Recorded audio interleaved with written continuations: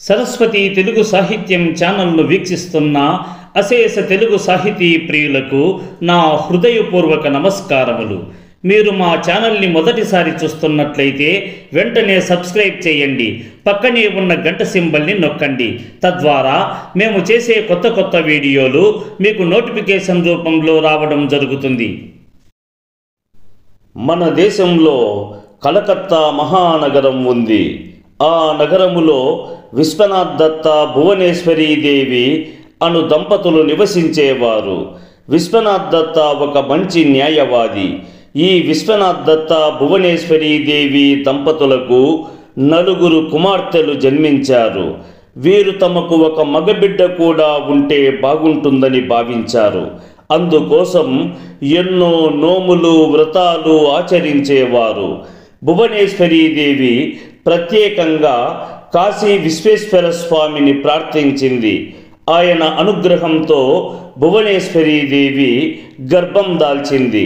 1863 జనవరి 12వ తేదీన సోమవారం నాడు ఉదయం 6:33 సుందరమైన ముఖాకృతి గల ఒక మగబిడ్డకు భువనేశ్వరీదేవి జన్మనిచ్చినది.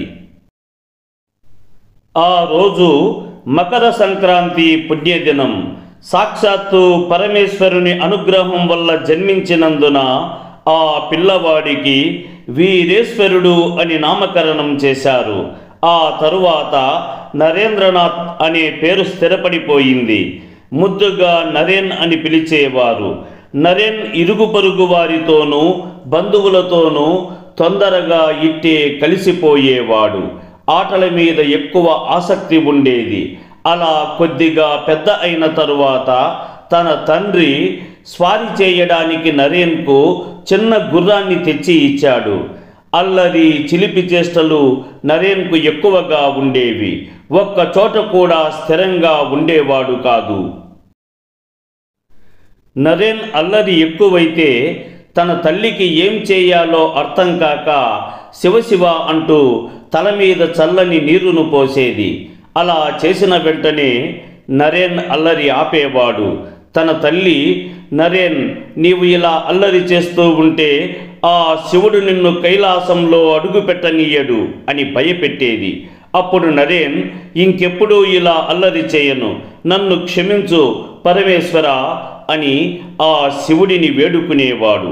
నరేన్ అల్లరి భరించలేక అతని తల్లిదండ్రులు నరేన్ను చూసుకోవడానికి 2 పని వాళ్ళని పెట్టారు. నరేన్ తన అక్కలను బాగా ఆట పట్టించేవాడు. పిల్లలందరికీ మిఠాయిలను పంచిపెట్టుటకు వచ్చేవారు. అప్పుడు నరేన్ తన వంతు మిఠాయిలను తీసుకొని ఆ తరువాత రుచి చూసి ఆ మిఠాయిని ముక్కలు చేసి మళ్ళీ పళ్ళెంలో వేసేవాడు. అయ్యో, మిఠాయిలన్నీ ఎంగిలి అయిపోయాయి, ఎవరు తింటారు ఇప్పుడు అని అనేవాడు. అప్పుడు ఎవరు వాటిని తినుటకు ముందుకు వచ్చేవారు కాదు. అప్పుడు నరేన్ వాటిని కావలసినన్ని తీసుకొని తినేవాడు. తన తల్లి నరేన్కు రామాయణ మహాభారతాలను బాగా వివరించేది. అవి నరేన్కు మనస్సులో నాటుకపోయేవి. ఇలా తల్లి దగ్గర నేర్చుకున్నవి అన్నీ నరేన్ తన స్నేహితులకు చెప్పి ఆనందించేవాడు. ముఖ్యంగా నరేన్కు సీతారాముల కథ అంటే చాలా ఇష్టం. తల్లితో మరీ చెప్పించుకుని వినేవాడు. శ్రీరాముడు పాటించిన ఏకపత్ని వ్రతము, సీతమ్మ పాటించిన పాతివ్రత్యము తన మనస్సుకు ఎంతో ఆదర్శంగా ఉండేవి. ఇలా ఆదర్శప్రాయంగా జీవించడమే ఎంతో ఉత్తమమని భావించేవాడు. రామాయణాన్ని బోధిస్తున్న పండితుడు ఆంజనేయ స్వామి అరటి తోటల్లో నివసిస్తాడని చెప్పాడు. అప్పుడు నరేంద్రుడు వెంటనే, అయ్యా, నిజంగా ఆంజనేయుడు అరటి తోటల్లో నివసిస్తాడా అని ఆ పండితుడిని అడిగాడు.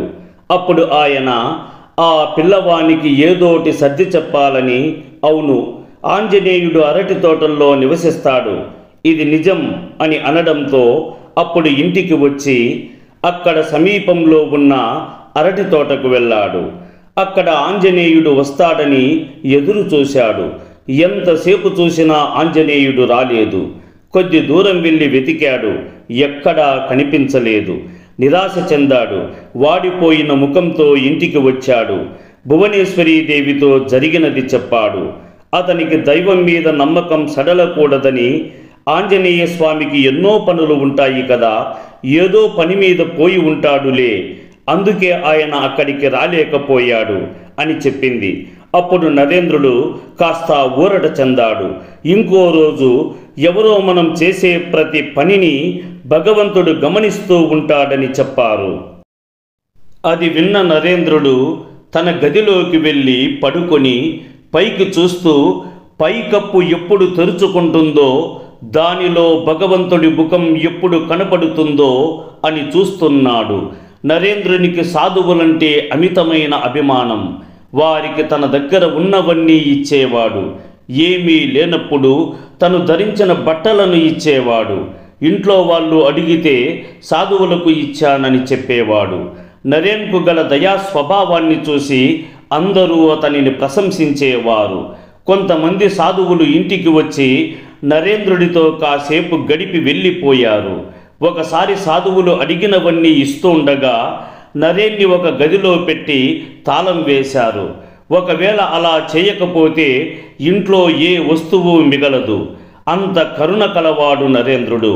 కానీ కిటికీ నుండి వస్తువులను వారికిచ్చి ఆనందపడేవాడు. సన్యాసం మీద ఆసక్తి, శివునిపైన భక్తి పెరిగే కొద్దీ మేడ మీద ఉన్న శివుని విగ్రహం దగ్గర కూర్చొని ధ్యానం చేసేవాడు.